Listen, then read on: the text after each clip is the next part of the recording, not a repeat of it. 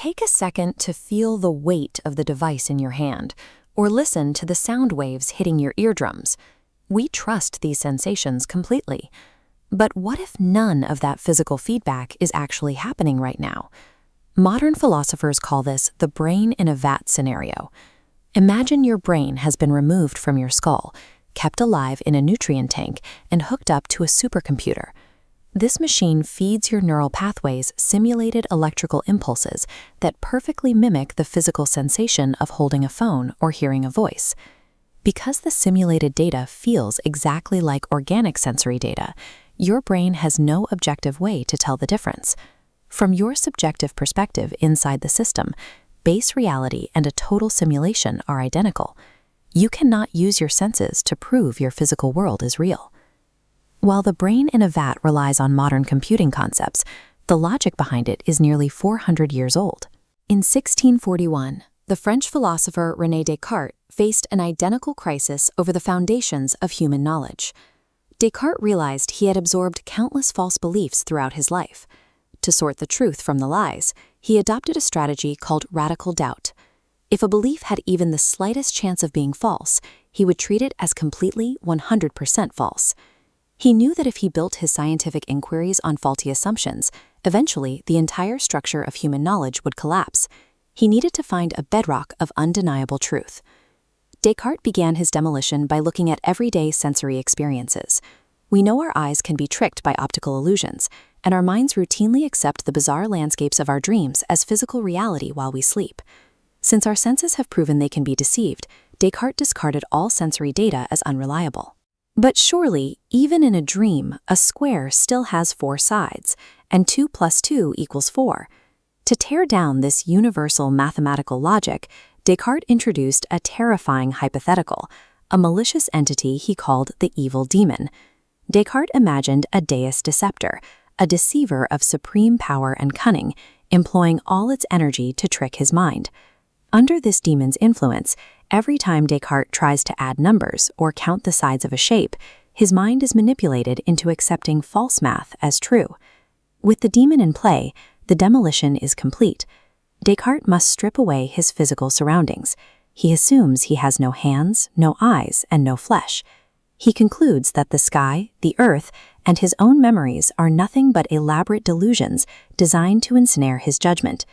Suspended in this epistemic void, Descartes has no physical form and no reliable laws of logic to anchor himself. He has systematically exposed the extreme fragility of human perception when detached from a guaranteed foundation of truth.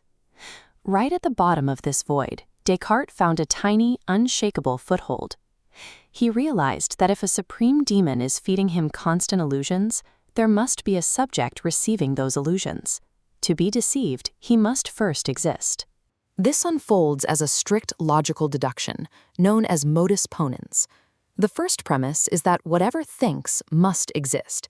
The second premise is the observation of his own internal monologue. He is actively doubting, and doubting is a form of thinking. These two premises converge into a single, undeniable conclusion. Cogito ergo sum. I think, therefore I am. The evil demon could feed him false math, fake memories, and the illusion of a physical body, but the demon cannot fake the act of thought itself. The subjective experience of thinking is its own proof of existence. By recognizing that the act of doubting proves his reality, Descartes permanently relocated the anchor of existence. Certainty no longer depended on observing the external physical world. It relied entirely on the internal, conscious awareness of the self. With the cogito as his foundation, Descartes established a new standard. Anything perceived with that same clarity and distinctness as his own existence must be true. To bridge the gap back to the external world, he argued that a truthful God existed who would not allow a mind to be systematically deceived by its own clearest perceptions. This chart of instruments shows the practical result of that shift. By establishing a divine guarantee for clear ideas, Descartes championed rationalism over unreliable sensory experience, providing the tools for objective measurement that define the scientific method. This page outlines mind-body dualism. Because Descartes proved his mind existed without proving he had a body, he concluded they are separate substances.